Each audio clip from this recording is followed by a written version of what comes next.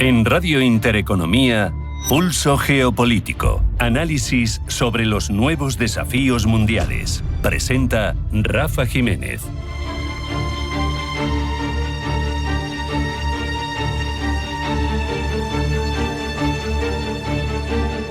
Bienvenidos a Pulso Geopolítico, en el que hoy ponemos el foco en una herramienta, en un instrumento que ha mutado de forma radical, en los aranceles, lo que en otro tiempo fue una herramienta obviamente técnica de política comercial, un mecanismo para corregir desequilibrios, para proteger a alguna industria local concreta, para corregir la balanza comercial, ha devenido en manos de políticos, de líderes como Donald Trump, en un auténtico instrumento de poder geoestratégico, llegando incluso a la coerción o al intento al menos de coerción. Los aranceles se han transformado en una palanca de intimidación, de castigo, en método de presión diplomática, en chantaje de consecuencias globales. Se han convertido en un arma y, como toda, tiene sus objetivos, como toda arma, tiene sus objetivos, sus víctimas y, como no, también sus efectos colaterales. Lo grave de esta mutación no va en torno a su eficacia o sus consecuciones, sus logros, es la lógica en la que se basa,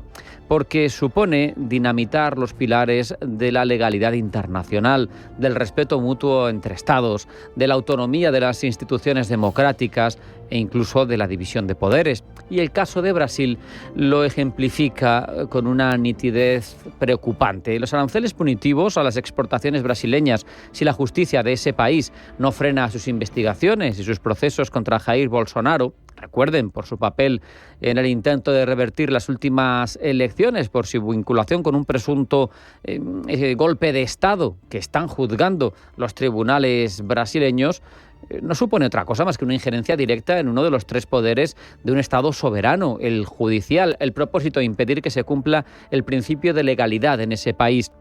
Que ese ciudadano sea Jair Bolsonaro, aliado ideológico, amigo de Donald Trump, figura clave de las políticas cercanas a las de Trump en Brasil, no hace más que agravar el problema.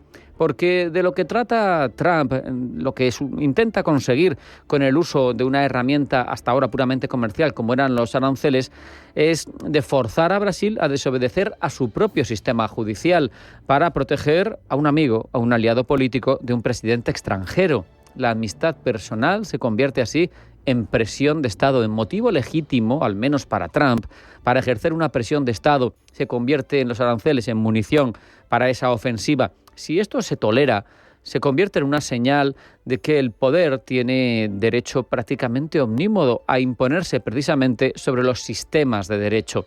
Es una intromisión en las reglas más elementales del derecho internacional, que reconoce la soberanía de los Estados para regirse por sus propias normas, sus procedimientos, su división de poderes. Lo que Trump propone, aunque no lo diga con esas palabras, es que los jueces brasileños dejen de actuar según la ley brasileña para hacerlo según los intereses de Washington. Es una forma de extorsión diplomática encubierta con un disfraz burdo, bien es cierto, de política comercial.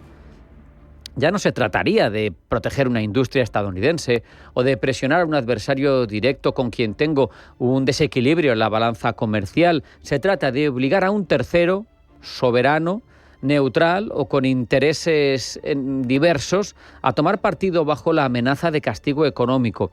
O haces lo que quiero o te cierro el mercado. Es una extorsión perfectamente ejemplificada, sin ningún tipo de ambajes, ni de encubrimiento, ni un matiz, ni un barniz de nada. Es, evidentemente, soy más fuerte que tú y hago lo que quiero. Se manifiesta también, aunque sea con otra legitimidad, en el intento de coaccionar a terceros países si le compran el petróleo a Rusia. Amenaza, en este caso, con un 100% de aranceles a terceros que compren ese petróleo.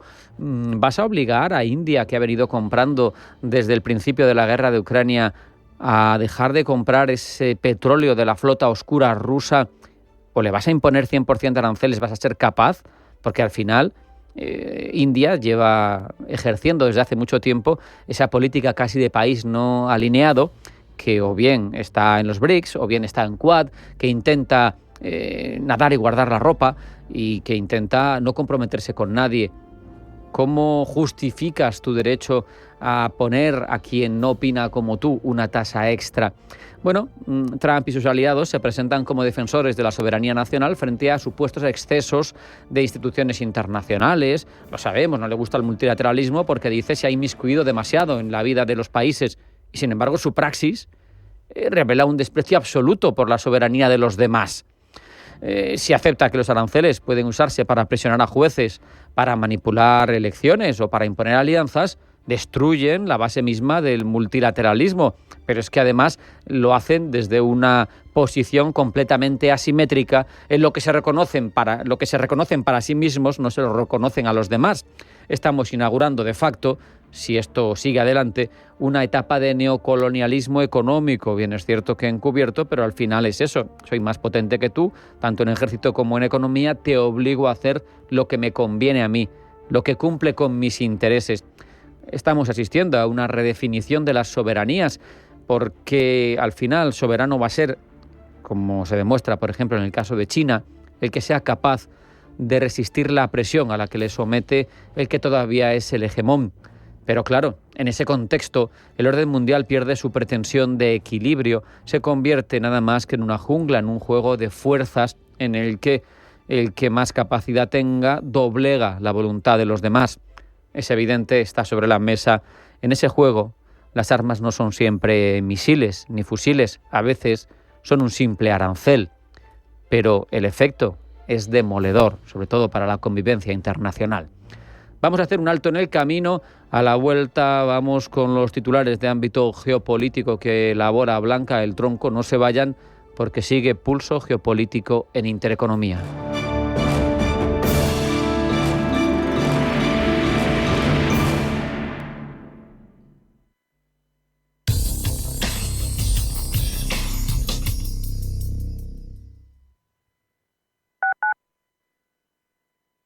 Hola, soy Rafa Jiménez. De 12 a 2 del mediodía, en Radio Intereconomía, nos quedamos a media sesión. Una forma tranquila de ver la actualidad sin perder de vista la economía.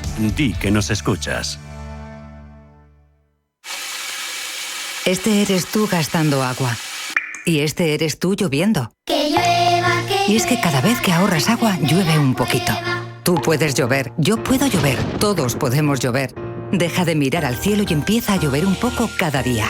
¿Llovemos juntos? Canal de Isabel II. Cuidamos el agua. Los viernes a las 10 de la noche tienes una cita con otro gato, El Gato Gourmet.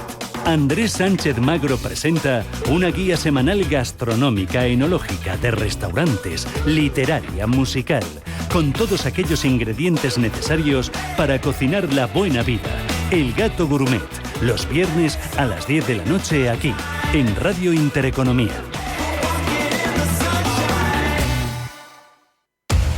Somos aquello que siempre quisiste ser. Creamos aquello que siempre quisiste tener. Las reglas del juego han cambiado. Somos traders. Operamos. Black Bear Broker. El broker de los traders. ¿Tienes un proyecto o sueño emprendedor? No te pierdas Emprende en Intereconomía con Juanma Romero. Cada semana descubrirás historias de éxito, consejos prácticos y claves para liderar tu negocio con carisma y empatía. Aprende, crece y conéctate con emprendedores como tú. Emprende en Intereconomía con Juanma Romero, el programa para transformar tu futuro. Te esperamos todos los jueves a las 10 de la noche en Radio Intereconomía.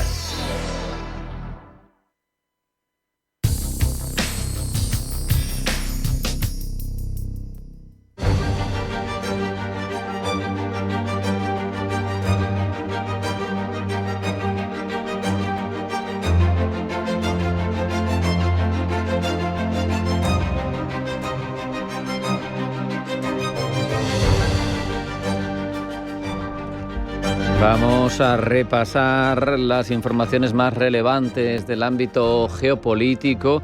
Unos titulares que elabora siempre para nosotros Blanca del Tronco. Blanca, bienvenida. Buenas tardes. Buenas tardes. Comenzamos con Rusia y Ucrania porque acudirán mañana a la tercera ronda de negociaciones en Estambul. Así lo ha confirmado Turquía en los dos encuentros anteriores. En Rusia y Ucrania acordaron intercambiar prisioneros y cadáveres de soldados caídos, pero no avanzaron en negociaciones para poner fin a la guerra. Ucrania exige en estas negociaciones un alto al fuego inmediato e incondicional de 30 días que Rusia rechaza. Además, Rusia amplía su lista negra de ciudadanos occidentales. Ciudadanos que no podrán entrar en territorio ruso. La decisión de Moscú llega en respuesta al 18º paquete de sanciones aprobado la pasada semana por la Unión Europea. En un comunicado, el Kremlin señala que se trata de empleados de organismos de seguridad, organizaciones estatales y comerciales, así como ciudadanos de países miembros de la Unión Europea y de otros países occidentales responsables de proporcionar asistencia militar a Kiev. Cambiamos el foco, al menos 14 muertos tras un bombardeo israelí en Gaza. Bombardeo contra un campo de refugiados. Entre las víctimas mortales se encuentran, según fuentes gazatíes, varios niños y mujeres. El ejército israelí, por su parte, no se ha pronunciado sobre este último ataque. Medios palestinos informan además de la muerte de 2 gazatíes en otro ataque israelí lanzado en Deir al-Balar, en el centro de la franja. En Brasil, el Supremo amenaza con enviar a prisión a Jair Bolsonaro por violar las restricciones judiciales. La decisión del juez responde a la publicación de vídeos en varias plataformas digitales donde Bolsonaro aparece pronunciando un discurso ante simpatizantes en la Cámara de Diputados y mostrando la tobillera electrónica que está obligado a usar. Volvemos a Europa porque en Copenhague se desarrolla el Consejo Informal de Ministros de Interior de la Unión Europea. Sobre la mesa, explorar soluciones nuevas para hacer frente a la migración irregular. Abordarán además cómo hacer una devolución más eficaz de extranjeros que no tienen derecho a permanecer en territorio comunitario y estudiarán la lucha contra el crimen organizado. El FMI evalúa el impacto de los aranceles. El nuevo informe del sector externo del Fondo Monetario Internacional evalúa la situación en las principales economías del mundo y el impacto que pueda tener la activación de aranceles a la hora de corregir los desequilibrios. Desde Japón, su negociador asegura que el país aspira a alcanzar un acuerdo comercial con Estados Unidos antes del 1 de agosto. Las cumbres de esta semana de la Unión Europea con Japón y China tienen lugar en medio de un acercamiento del bloque de los 27 y los países asiáticos, mientras ambas partes negocian aranceles con Estados Unidos. El gobierno de Estados Unidos desclasifica más de 200.000 documentos relacionados con Martin Luther King. Asesinato que tuvo lugar el 4 de abril de 1968 en Memphis, Tennessee. Entre los documentos desclasificados se incluyen memorandos del FBI e incluso documentos de la CIA sobre dicho asesinato. El Centro King ha criticado la desclasificación de estos archivos, aunque la sobrina de Martin Luther King ha agradecido el paso dado. De nuevo en Europa, Donald Tusk anuncia cambios en el gobierno polaco. Lo hace tras perder su candidatura en las elecciones presidenciales del pasado 1 de junio por un estrecho margen contra el líder nacionalista y ultraconservador apoyado por el opositor partido Ley y Justicia. Y Pedro Sánchez se reúne, lo hace este martes, con el mandatario de Uruguay, con Yamandu Orsi. Con él encabezará la firma de acuerdos y una declaración conjunta. Sánchez, de visita en Montevideo, mantendrá un encuentro además con Lucía Topolansky, viuda del expresidente José Mújica.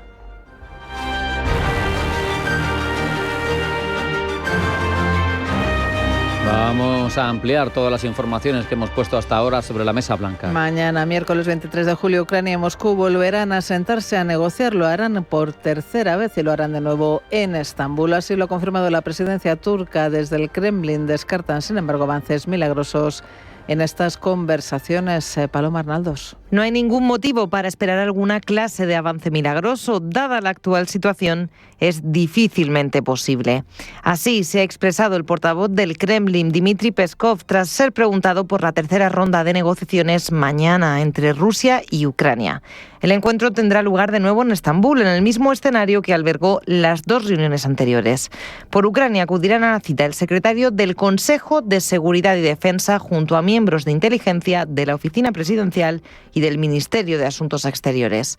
Por parte de Rusia acudirán, entre tanto, delegados diplomáticos. Sobre la mesa de discusión, el intercambio de prisioneros y la repatriación de menores, así como la preparación para una posible cumbre de líderes nacionales y un eventual alto el fuego. Ucrania exige ese alto el fuego inmediato e incondicional de 30 días que Rusia rechaza. Lo cierto es que tras las 2 rondas previas de mayo y junio, en las que solo se logró el intercambio de prisioneros, no se esperan grandes avances y menos tras lo dicho por Peskov. Rusia además ha intensificado en los últimos días sus ataques con drones contra varias regiones ucranianas, lo que añade presión a las negociaciones.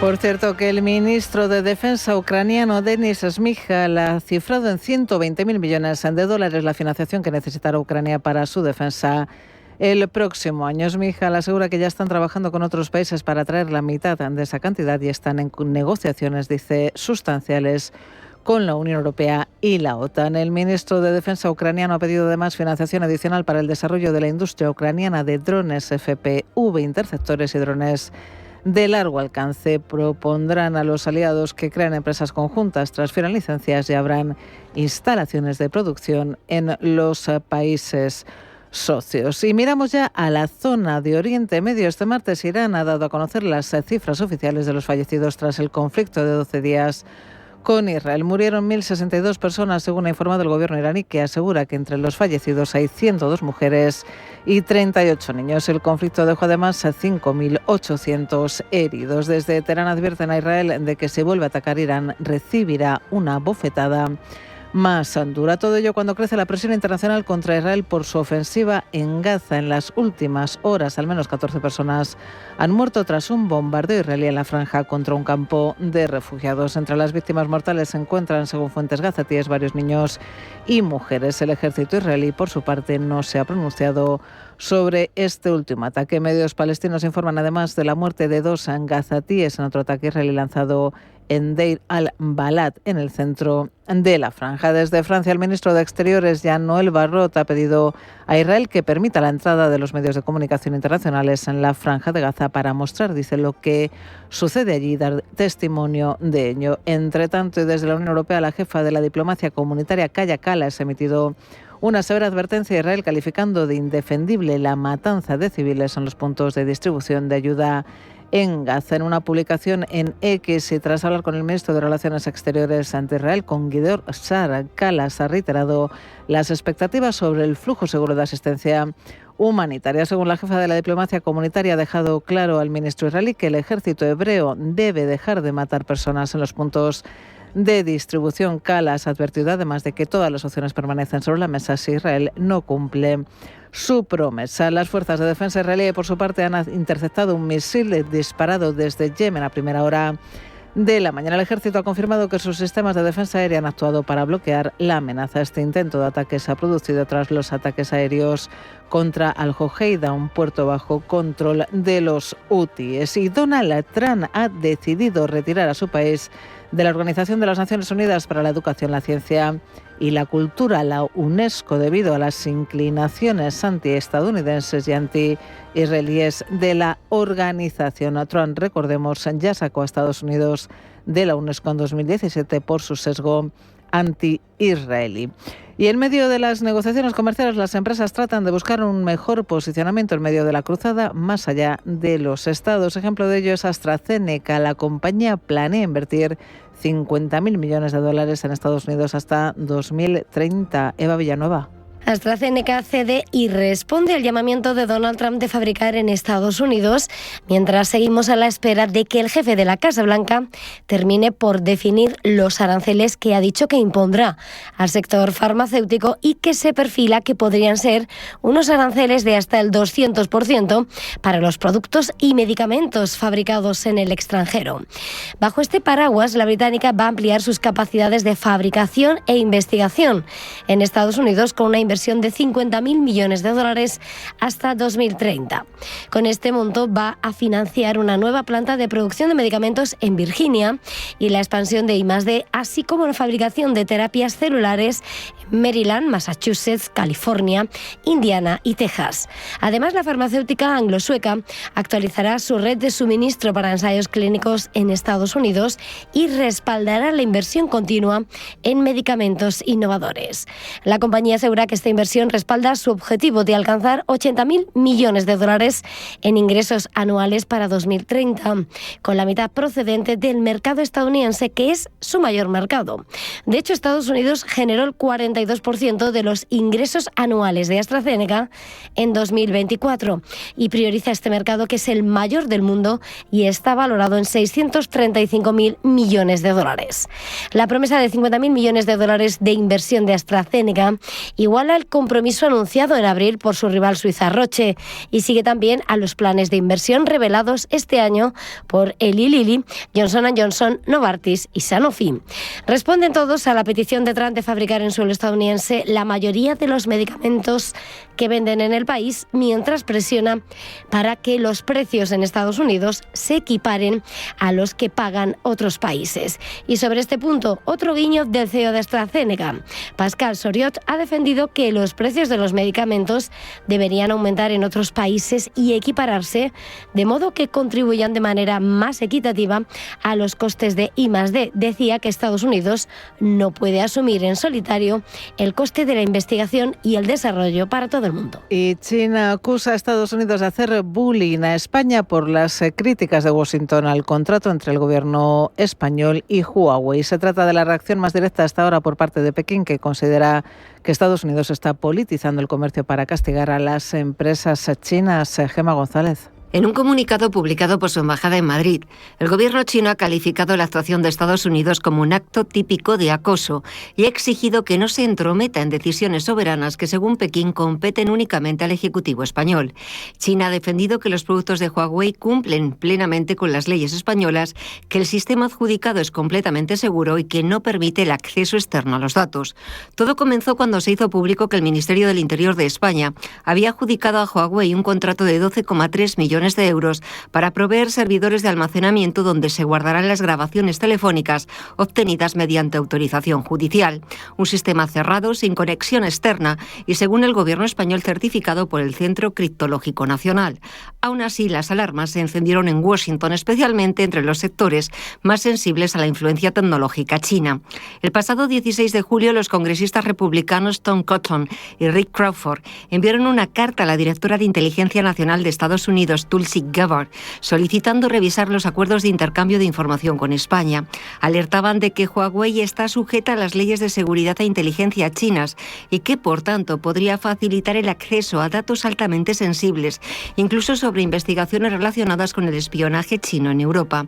La reacción no se ha hecho esperar y fuentes diplomáticas en Estados Unidos confirman que ya se están restringiendo algunos intercambios de inteligencia con España y que la seguridad estadounidense se plantea trasladar operaciones estratégicas desde la base militar de Rota a otros países aliados como Marruecos o Alemania. El caso ha puesto en duda por primera vez en décadas la solidez del eje militar entre Madrid y Washington.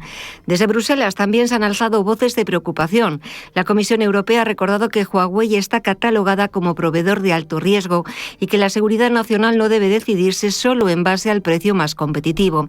Aunque respetan la autonomía española, instan a todos los países miembros a seguir las directrices comunes sobre contratación pública y ciberseguridad. Mientras tanto, Huawei España niega cualquier vínculo con el gobierno chino y asegura que no tiene acceso a los datos almacenados.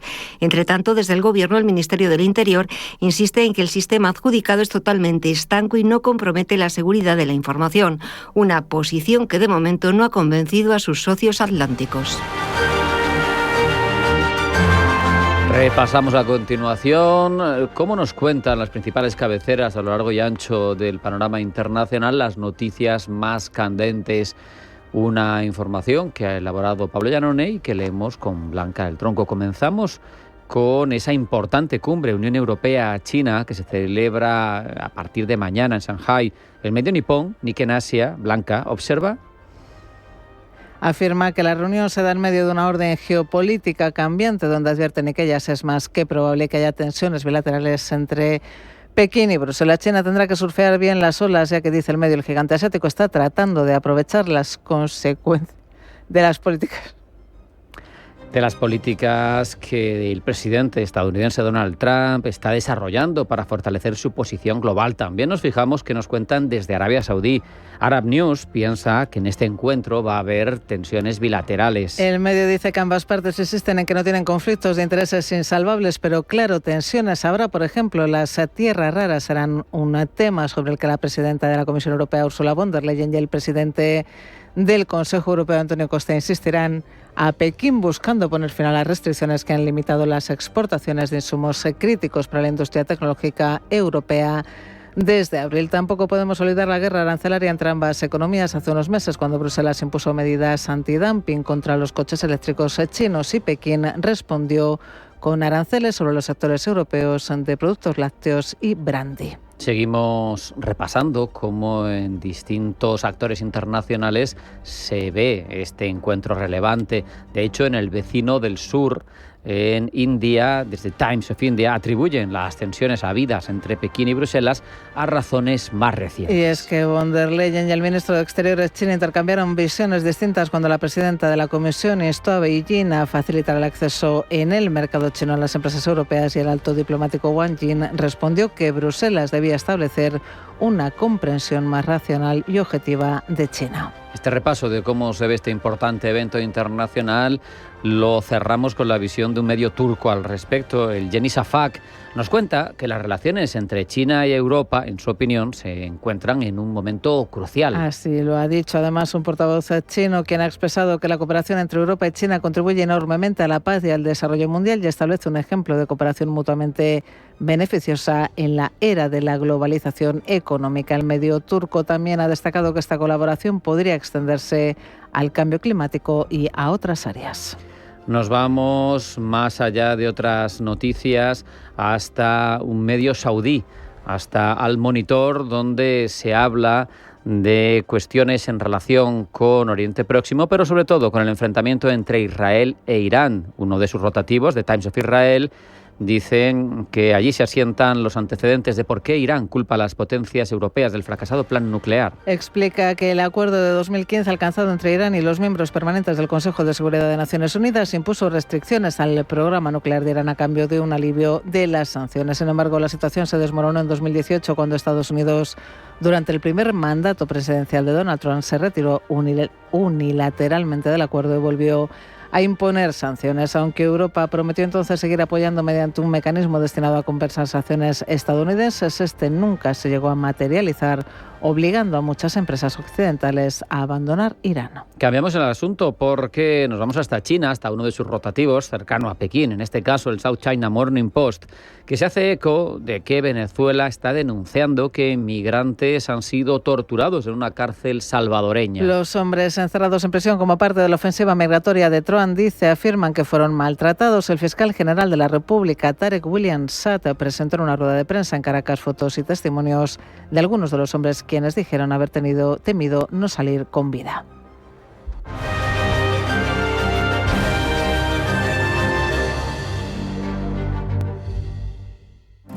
Demo Broker Global, la plataforma a tiempo real de Banco Big que te permite invertir con 100.000 euros ficticios para que practiques sin compromiso. Entra en bancobig.es y aprende a invertir como un verdadero broker. Banco Big, nos mueven tus valores. Estamos en constante cambio. El mundo cambia. Cambia nuestro entorno. Cambios que nos hacen reflexionar. Cambios que nos hacen apostar por fórmulas diferentes. En la radio apostamos por el sector inmobiliario. Súmate al cambio con IDE Inmobiliario. Cada miércoles y jueves a las 11 de la mañana con Elena Fraile en Radio Intereconomía. Nos sumamos al cambio.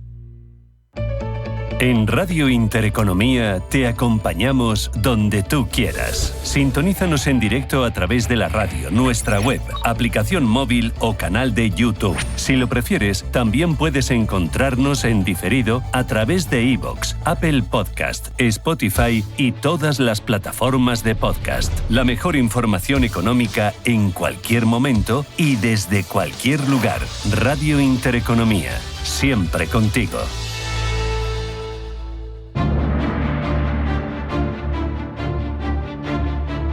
En Radio Intereconomía, Pulso Geopolítico.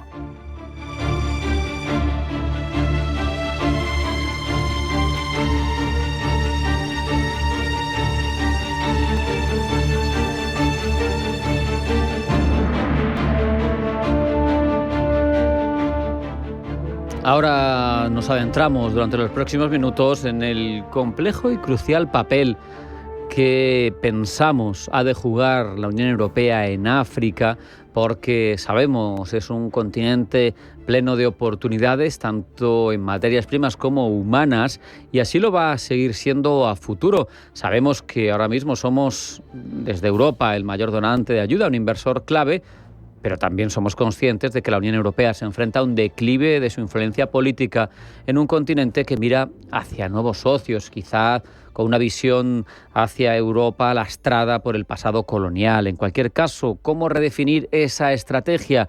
Pues lo hablamos con Víctor Cortizo, director del grado en Relaciones Internacionales de la Universidad Francisco de Vitoria. Víctor, bienvenido, buenas tardes. Hola, buenas tardes.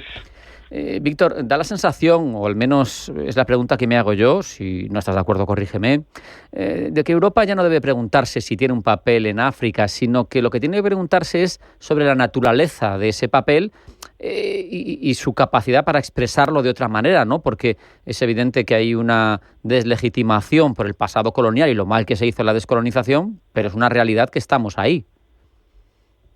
Bueno, pues sí, efectivamente, yo creo que Europa ha sido y puede seguir siendo útil para África, ¿no? Que es Europa no puede ni debe renunciar a tener un rol muy determinante para África. Lo que pasa es que todavía mantiene términos o mantiene rémoras del pasado muy claras, ¿no? Yo creo que el mundo ha cambiado mucho, África ha cambiado muchísimo, y yo creo que desgraciadamente Europa, en este tema como en otros, le cuesta cambiar su enfoque, ¿no? Todavía tiene un concepto un poco tradicional y no ha sometido su mirada sobre África a una renovación.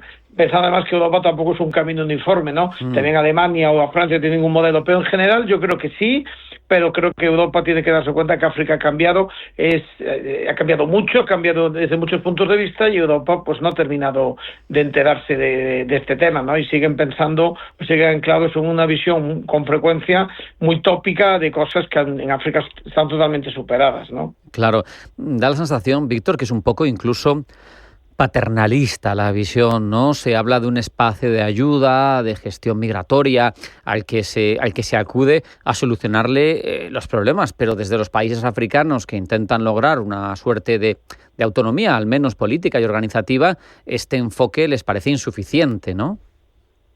Bueno, por supuesto. En primer lugar, una cuestión sobre la ayuda, ¿no? Ha sido y es el primer donante de ayuda en África. Decir que es el primer donante tampoco significa que sea un donante brutal, por decirlo de una manera muy coloquial, ¿no? Uh-huh. Bueno, es el primer donante en un entorno en el cual probablemente las donaciones no son tampoco tan desproporcionadas, ¿no? Si comparamos con cifras que salen en otros países o si comparamos con la posible ayuda a Ucrania, hay muchas cosas que tienen mucho que ver. Pero eso yo creo que no se ha hecho de una manera que haya generado influencia real ni relaciones sólidas, ¿no? Porque se ha hecho desde una lógica asistencialista, ¿no? Claro. Es como yo te marco mis condiciones, yo lo hago de esta manera. Por poner un ejemplo, en cooperación al desarrollo se ha desconfiado mucho siempre del partner local, ¿no? Y como no se ha confiado precisamente porque igual se ha alimentado en otros momentos otras redes, otras corrupciones, pues hemos optado por una especie de querer controlar o utilizar muy poco la influencia local. Por lo tanto, Europa ha sido un gran donante de ayuda, sin duda ha hecho el bien en muchas cosas, pero no ha sabido aprovecharlo para que eso fuera una influencia real o una influencia sólida. Pero luego han llegado unos actores nuevos, claro. Estoy pensando claramente en China, en Turquía, en Rusia o en la India, que llegan con propuestas muy visibles, muy rápidas y muy poco condicionadas, que además suelen conectar mejor con las prioridades de los gobiernos africanos, ¿no? Y Europa lo que ha pasado es que ha perdido peso. Claro, precisamente me gustaría que ahondaras, Víctor, en eso, en esa llegada de actores. El caso ruso sabemos que tiene una deriva geopolítica, pero me interesa más en este caso, por lo menos en una primera pregunta, hablar de la acción de China, que sabemos que tiene una suerte de, no sé si colonialismo económico, pero en cualquier caso es en lo económico y ayuda al desarrollo de infraestructuras, aunque luego está la trampa de la deuda o no por ahí, pero India, Turquía. Al final, ¿qué están haciendo mejor? Has apuntado tú algunas pinceladas, pero ¿qué están haciendo mejor que Europa para encontrar ese eco en esos países africanos? Yo creo que han hecho un enfoque muy económico, muy realista, de colaborar. O sea, frente al concepto europeo, que siempre se le da la palabra ayudar, ellos van con un concepto de colaborar. Yo, por ejemplo, conozco un poco más el caso de China, que es más mi área de conocimiento, es que el tratamiento de igual a igual que China ha dado a los países africanos desde hace muchísimos años, la capacidad que han tenido de ser capaces de la relación a larga distancia, el apostar por modelos de ayuda claramente colaborativos, claramente asistencialistas, solo en el primer momento para enseguida dar paso a proyectos de infraestructuras. Yo creo que lo que han hecho ha sido decirle a este socio: te voy a dar voz propia, vas a venir a China, te voy a venir bien, voy a generar una agenda política común, voy a no intervenir demasiado en tu modelo cultural o político propio, y vamos un poco a centrarnos en aquellos intereses donde win-win, ¿no? Que no siempre puede coincidir con la mirada de Europa, ¿no? Yo a veces veo que hay obras de infraestructuras pagadas con dinero chino en países africanos que igual nos parecen irrelevantes desde un punto de vista europeo, que igual hubiéramos sido más partidarios de una inversión más estratégicamente diferente. Pero sin embargo, igual en el imaginario, en el desarrollo social de este país, ese estadio, esa autopista, esa cosa un poco faraónica es determinante para su identidad nacional, y lo han comprendido y lo han ayudado, y nosotros igual preferimos modelos menos comprometidos con ellos, ¿no? Entonces, ellos son un socio al que le dan voz propia. De repente un país africano que siente ese asistencialismo europeo se encuentra con un trato de igual a igual, y por ejemplo el despliegue que el gobierno chino hace en las invitaciones a políticos, a presidentes o ministros de cualquier país africano, es de un socio al que miran de igual a igual. Y probablemente Europa, en su tratamiento diplomático, en su tratamiento de Estado con estos países, no deja de tener esa especie de asistencialismo. Y luego yo creo que Europa es víctima de una especie de pequeñas paradojas, ¿no? Apoya el desarrollo africano, pero no facilita la llegada de productos africanos, restringe la movilidad. Fíjate el tema de las migraciones, ¿no? Que lo vemos como un gran problema, cuando posiblemente podríamos estar haciendo una atracción de talento o favoreciendo el talento africano desde Europa en programas de apoyo mucho más significativos que lo que hacemos, ¿no? Por lo tanto, esa incoherencia también mina la confianza, ¿no? Al final, ellos desconfían de nosotros. Si le sumamos el pasado colonial, que España afortunadamente no lo tiene, si miran el pasado colonial y esa especie de cultura prepotente de la metrópoli, claro, pues es una combinación que no es fácil romper. Incluso no es fácil romperlo ni siquiera con esa alternativa de la que siempre ha hecho gala Europa, cuando no es demasiado avasalladora, ese soft power, ¿no?, que en algunos casos se ha intentado canalizar, por ejemplo, con Global Gateway, pero sin embargo, al final prefieren lo que tú apuntabas, ¿no? Obras son amores, quiero las obras, las quiero en lo que a mí me importe, y tu poder blando, pues a mí me da igual, lo que me importa es lo que podemos esgrimir en el balance. Exactamente, porque además el poder blando europeo siempre tiene tendencia a priorizar lo que a Europa le preocupa en ese poder blando, y a veces eso no coincide necesariamente, ¿no? Yo creo que la palabra clave, o la que a mí me sale cuando hablo de esto, siempre es pasar de la ayuda o de la cooperación a las alianzas. Yo creo que Europa lo que tiene es que firmar desde el punto de vista más ideal, ¿no? Una especie de lógica de alianzas, donde en vez de dar dinero y querer ser el primer donante y esperar ciertas repercusiones a cambio de eso, es proyectos conjuntos. Por ejemplo, ¿cuántas universidades españolas tienen acuerdos con universidades africanas? ¿Cuántos proyectos tecnológicos tenemos comunes entre Europa y África? ¿Cuántos proyectos energéticos o culturales, ¿no? ¿Cómo se apoya a la sociedad civil africana? Pues yo creo que todo esto, estas alianzas, sería un poco la manera de romper solamente una política de capitales, de política, o quizá algunas élites, y sin embargo ser capaz de construir una base más firme para el desarrollo futuro. Y si alguien tiene alguna duda de este tema, yo tengo un pequeño ejercicio práctico, que es que alguien entre en la web del aeropuerto de Doha, ¿no?, y que mire a dónde están volando y cuántos vuelos hay diariamente con muchísimas capitales africanas que tienen ya su skyline, que están desarrollando negocio, que tienen inversores globales chinos, indios, turcos o rusos o brasileños.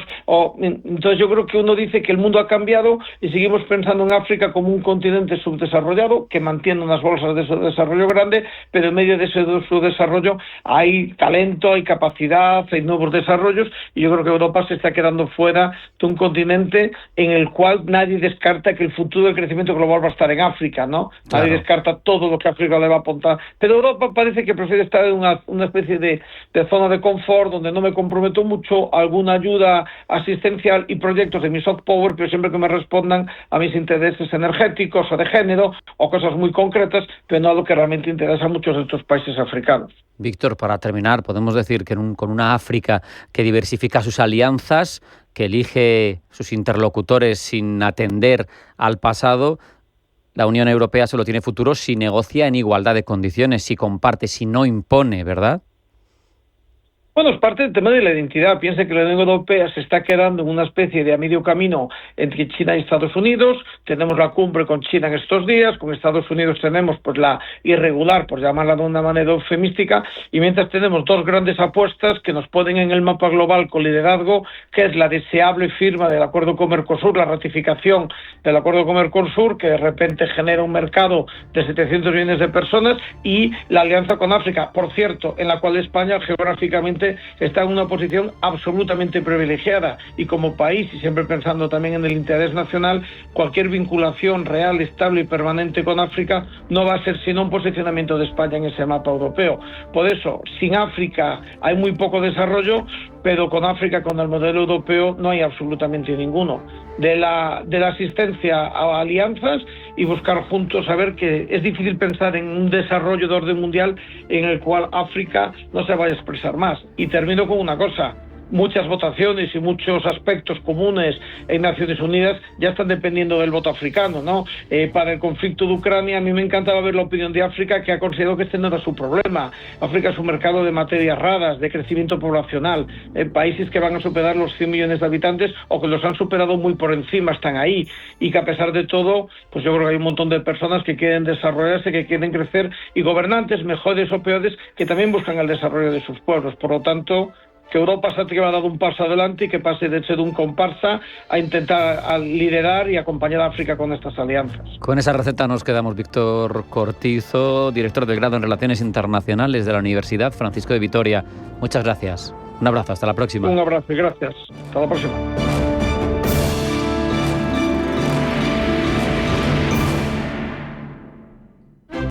Ahorrador, ¿no conoces Rising? R de rápido, A de ahorro, I del interés que pones y SIN de sin complicaciones. Abre una cuenta Rising en Rising Bank y accede a más de 100 depósitos y cuentas de ahorro de bancos de Europa y España. Lleva tus ahorros a nuevas alturas en Rising.com. La cuenta Rising tiene un indicador de riesgo verde 1/6. Entidad adherida al Fondo de Garantía de Depósitos alemán hasta 100.000 euros por depositante. Este jueves, en Radio Intereconomía, tienes una cita con el Banco Central Europeo, el discurso de Christine Lagarde y la reacción de los mercados a la decisión que adopte el organismo con los tipos de interés. Este jueves, desde las 2:30 de la tarde, especial BCE con Javier García Viviani y Gema González. Radio Intereconomía.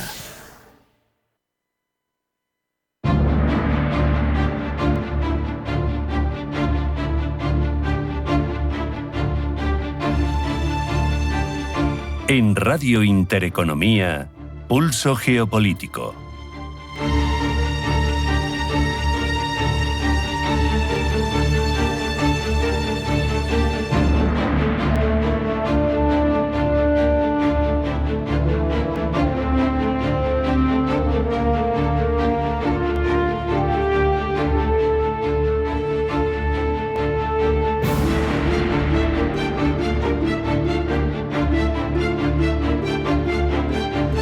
Y ahondamos en África, nada menos que con Nigeria, el país más poblado de África, más de 200 millones de habitantes. Para 2050 se habla de que será el tercero más poblado del mundo, y hay quien señala en proyecciones demográficas más arriesgadas que será el segundo por encima de China en torno a 2100.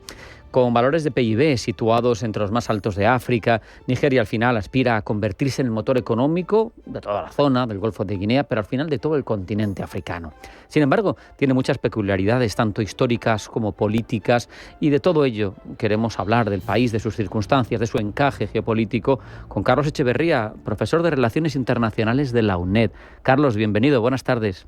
Buenas tardes, un placer estar con vosotros. Estamos hablando de un país que tiene más de 250 etnias, que tiene además una circunstancia concreta que es una división religiosa, con un 50% grosso modo de musulmanes, 40% de cristianos.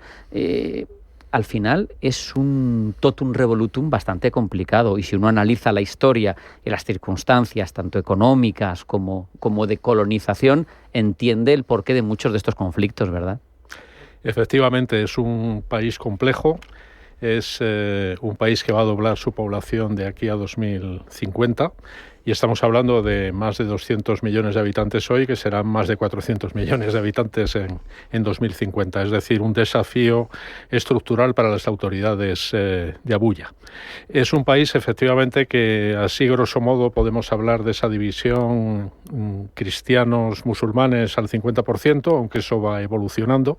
Curiosamente, dentro de los musulmanes nigerianos hay una minoría de chiíes, que no es habitual encontrar, y mucho menos en África. Y desde luego es una potencia en términos de población, es una potencia en términos energéticos, y aunque tiene esas macromagnitudes atractivas, tiene también una serie de hándicaps que planteabas en la presentación y que bueno es ahondar en ellos. Curioso lo del movimiento del Zakzaki, creo que se llama el líder chiita, que es curiosísimo. Dice que se basa en la Revolución Islámica del 79 y que es lo que le inspira. O sea, es una cosa que ya, si es complicada su situación interna, si metes ya chiitas...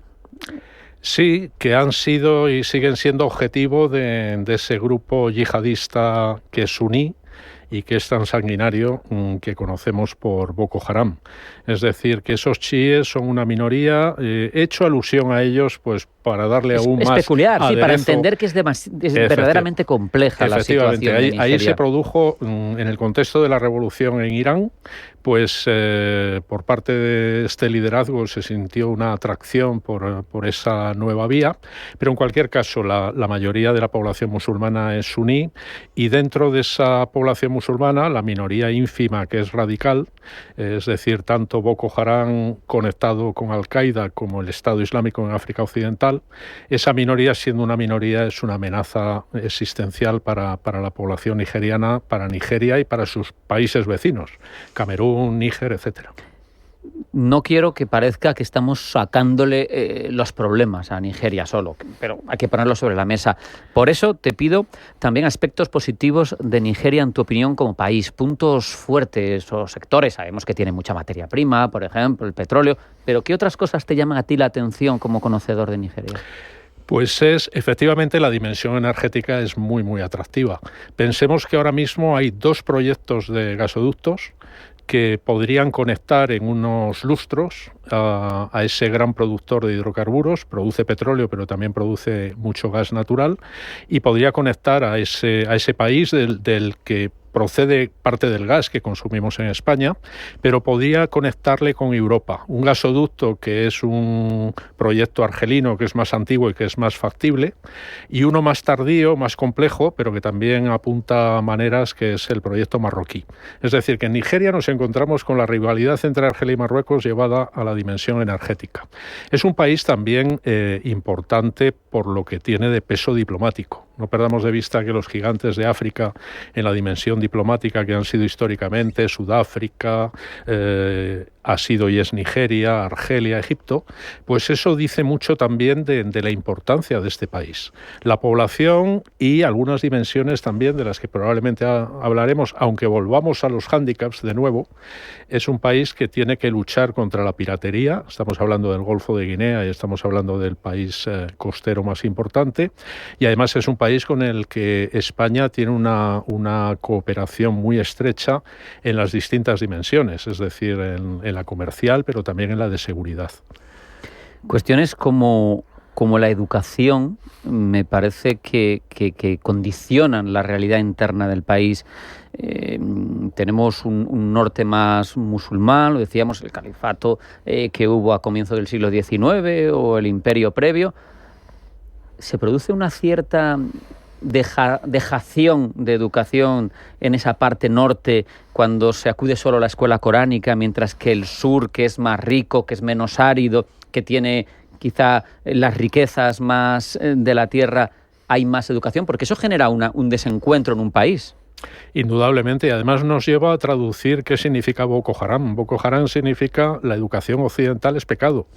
Y en ese sentido los islamistas radicales, que no solo es Boko Haram, aunque es obviamente lo más visible y lo más preocupante, recordemos las niñas de Chibuk, llevan años, llevan décadas incluso luchando contra la modernización del país, destruyendo esas escuelas e impidiendo a los niños el que se puedan educar. Y es un país, lo evocabas, es importantísimo, porque ahora mismo acaban de fallecer dos figuras muy importantes de la historia de Nigeria. Uno era el que fuera presidente Buhari y otro, uno de los reyes de esos reinos que, estudiando la historia de Nigeria, disfrutamos por la riqueza enorme que tiene. Eso, recordemos que cuando llega la colonización, el reparto de África, es un escenario en el que el reparto es entre británicos, alemanes, franceses, y eso hace que hoy en día Nigeria, Camerún, Togo, pues tengan algunas herencias complejas. Pero volviendo al tema de la educación, no olvidemos que, al igual que ocurre en el Sahel, lamentablemente para esa sociedad se está perdiendo y se sigue perdiendo la actividad escolar, y por tanto los niños que van creciendo y que se van incorporando al mercado laboral, que en el caso de Nigeria es un desafío brutal, nos podemos hacer una idea de lo que es cada año, pues no tienen la formación, parte de ellos no tienen la formación que deberían, y es precisamente por esa amenaza que es ideológica y que tiene su reflejo en el activismo terrorista. Hablábamos antes, y lo has mencionado tú, el califato de Sokoto, pero el imperio Borno, lo que yo quiero mencionar es que cuando uno ahonda un poquito, rascar un poquito, te das cuenta de lo poco que sabemos en general en sociedades como la nuestra, tan eurocéntricas, por otro lado lógico, pero de los imperios que ha habido en esas zonas que llegaban hasta Libia, pero que llegaban hasta Nigeria, y que eso era una realidad en cierto momento durante muchos siglos, y que llegamos nosotros y partimos con Escuadra y Cartabón y que metimos etnias donde no tenían nada en común y claro, de aquel trabajo esta situación, ¿no? Indudablemente. Parece para muchos que la historia de África empieza con el reparto del Congreso de Berlín, ¿no? Pero en términos históricos, la riqueza y los actores que allí han habido y cuyas raíces pues ahí quedan y asoman. Pensemos que en Nigeria tenemos yorubas, tenemos ibos, tenemos fulanis, es decir, las comunidades, la riqueza cultural es inmensa. Es verdad que lo que destaca lamentablemente de Nigeria y también de otras latitudes africanas son los conflictos, ¿no? Y las tensiones que en parte se deben efectivamente a ese reparto artificial. Pero Nigeria es un país muy, muy orgulloso. Y eso vuelvo de nuevo a referirme al tema de la necesaria lucha contra el terrorismo. Nigeria ha tratado de mantener a nivel nacional el esfuerzo antiterrorista. No ha querido compartirlo con otros países porque, como digo, es un país orgulloso, tiene unas fuerzas armadas potentes, tiene ese bagaje histórico, pero al final ha tenido que doblegarse a la realidad. Hoy en día existe una fuerza multinacional mixta desde hace una década que combate a Boko Haram y que implica que los nigerianos, junto con los cameruneses y los nigerinos, pues, y los chadianos, pues hacen frente a esa hidra terrorista, que además, cuando hablamos de Borno en términos históricos es un nombre muy atractivo, pero en lo que respecta al nacimiento de la amenaza de Boko Haram, nació precisamente ahí, ¿no? En Borno, y es uno de los lugares más castigados por esos yihadistas. No sé si esa fuerza es la Multinational Joint Task Force, efectivamente, esa fuerza internacional, sí, que al final pues está muy bien, pero te iba a preguntar por ella, pero ya nos has explicado a lo que se dedica y quiénes la integran, que eso al final es geopolítica, es intento de controlar un fenómeno tan tremendo como ese yihadismo, tan radical como tiene Boko Haram, con tus países del entorno, ¿no? Efectivamente. Y te quería preguntar precisamente por las relaciones de Nigeria con su entorno, porque es grande, casi 1 millón de kilómetros cuadrados, estamos hablando de su dimensión demográfica, de su ejército bien pertrechado, de incluso estas capacidades, pero ¿cómo se lleva con el entorno? ¿A qué aspira a ser en África? Pues las relaciones son complicadas, Pensemos que la fuerza multinacional mixta, traduciéndolo de una forma rápida al español, pues nos indica que hay países que hablan inglés, en concreto Nigeria, y hay otros que manejan el francés. Y eso no es una facilidad a la hora de combatir juntos contra una amenaza. Porque además no olvidemos algo muy interesante y que es reflejo del dramatismo africano. Las lenguas oficiales de la Unión Africana son el inglés, el francés, el portugués y el árabe. Ninguna de las lenguas autóctonas, el suajili o el lingala... Eso yo creo que es perfectamente sintomático para ver esa realidad. Efectivamente. Tremendo, Carlos. Es así de triste, porque claro, las lenguas que hay, por ejemplo, en África Occidental, y volvemos al tema que me has preguntado, que no quiero dispersarme, las relaciones con Camerún, las relaciones con Níger, las relaciones con Chad, con Togo, con Benín, son complejas. Es decir, Nigeria ha sido el polo de atracción, como lo ha sido también en el pasado Costa de Marfil, para los excedentes de mano de obra de los países limítrofes, pero a la vez con esta problemática que no solo es la problemática terrorista. Por ejemplo, en Camerún, que es vecino y que por tanto lo que ocurre en Camerún también tiene incidencia en Nigeria, hay un movimiento secesionista anglófono. Es decir, porque Camerún, a fin de cuentas, la lengua oficial es el francés. Pero claro, el inglés, en la parte en la que los británicos tuvieron su parte colonial, ahí hay un activismo armado, además. Es decir, hay violencia. Y eso le afecta a Nigeria, igual que le afecta al tema de la piratería, igual que le afecta también en el delta del Níger. Como decías tú antes, el sur es apetitoso en cuanto a los recursos petrolíferos. Es una zona de altísima contaminación, es una zona de complejidades varias y es una zona también separatista tradicionalmente. Es decir, que Nigeria, en relación con los vecinos, y vuelvo a lo que decía antes, les costó admitir que tenían que colaborar con sus vecinos para luchar contra la amenaza de Boko Haram, porque Boko Haram, más pronto que tarde, saltó las fronteras nacionales, porque para los yihadistas eso no existe, y por supuesto empezaron a castigar el norte de Camerún, empezaron a castigar el sur de Níger, y al final pues Nigeria se ha tenido que doblegar, pero lo hace a regañadientes. Entonces la Organización de Cooperación del África Occidental, que es la CEDEAO, que ha sido puesta en cuestión porque no ha sido capaz de, digamos, gestionar el tema de Malí como hubiera debido.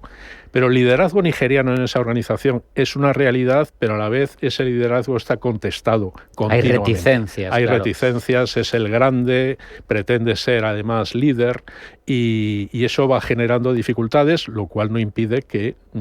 es un actor con el que hay que contar, esa organización subregional es importante y, por supuesto, Nigeria es un país y seguirá siendo un país muy atractivo, no solo para nosotros como occidentales, no olvidemos que es un país que tiene buenas relaciones con esas grandes potencias que rivalizan con Occidente hoy, ¿no? Y que tanta apuesta Rusia, están haciendo en África. Es que el tiempo vuela contigo. Teníamos que haber dedicado toda la parte de entrevistas a hablar contigo porque se me quedan muchas cosas en el tintero. Por ejemplo, la corrupción sistémica, la gestión de esos recursos ricos, energéticos, pero tenemos poco tiempo, 1 minuto y medio. Bueno, la corrupción efectivamente es una de las lacras, no solo en África, no solo en Nigeria. Es una realidad importante. No olvidemos que Nigeria ha tenido en los últimos 25 o 30 años vaivenes políticos importantes, ¿no? Es decir, que ha vivido bajo regímenes golpistas y hoy vive bajo un régimen democrático. El presidente precisamente está preparándose ya para lo que van a ser las próximas presidenciales, ¿no? En 2027. Entonces, ¿la corrupción es una realidad? Sí, lamentablemente. Y que dificulta, por ejemplo, la lucha contra Boko Haram. Claro. Y siento volver de nuevo a Boko Haram. No, pero es que condiciona su realidad. Claro, es un condicionante de la vida cotidiana de los nigerianos.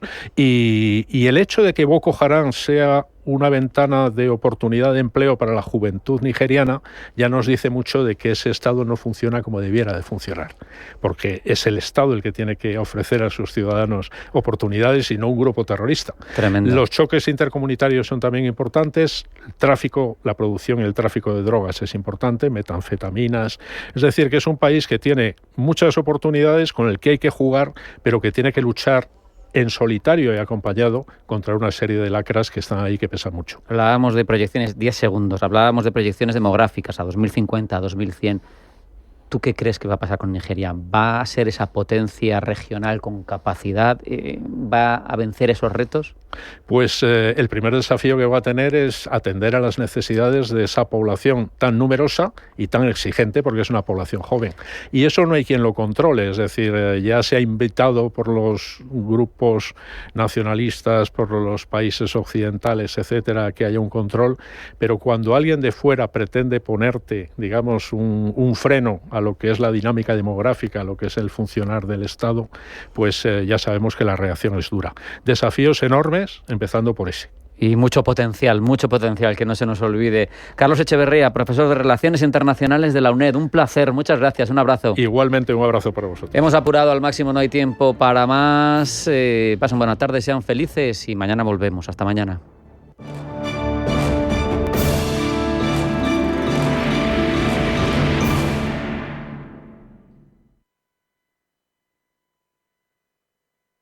Radio Intereconomía. Eres lo que escuchas.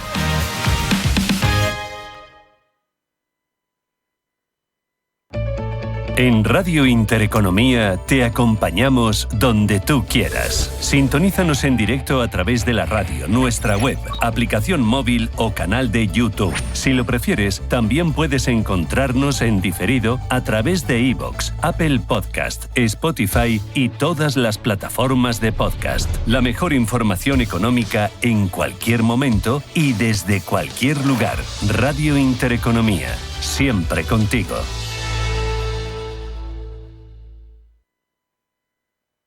Los mercados financieros, las bolsas más importantes, información clara y precisa. Esto es Radio Intereconomía.